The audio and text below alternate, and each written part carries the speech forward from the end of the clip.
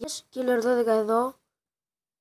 Σήμερα θα σας δείξω πώς θα κάνετε root στο Android.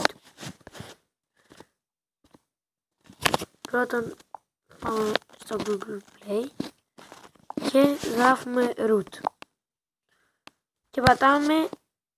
Βασικά καλύτερα να γράψετε root checker, γιατί μπορεί να μην σας το βγάλει εσάς. Checker, είδατε πως το έγραψα. Και εγκαταστούμε αυτό εδώ. Και από εδώ και πέρα έχετε root. Είναι πολύ απλό. Ούτε 10 δευτερόλεπτα θα σας πάρει να κάνετε το root. Και από εδώ και πέρα έχετε root. Έχετε όλα, μια χαρά. Και έχετε root. Γι' αυτό και εγώ μπορώ να κάνω βίντεο από το Mobizen. Χρειαζόταν root. Προσπαθούσα. Αυτά τα μικρά βίντεο που έχω κάνει δεν είχα root τότε.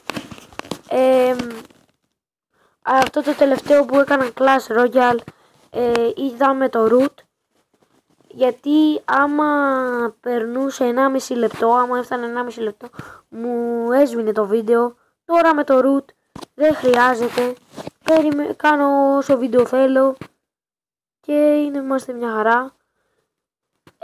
Ευχαριστώ που με ακούσατε. Κάντε like, subscribe, αφήστε comments και από μένα γεια σας.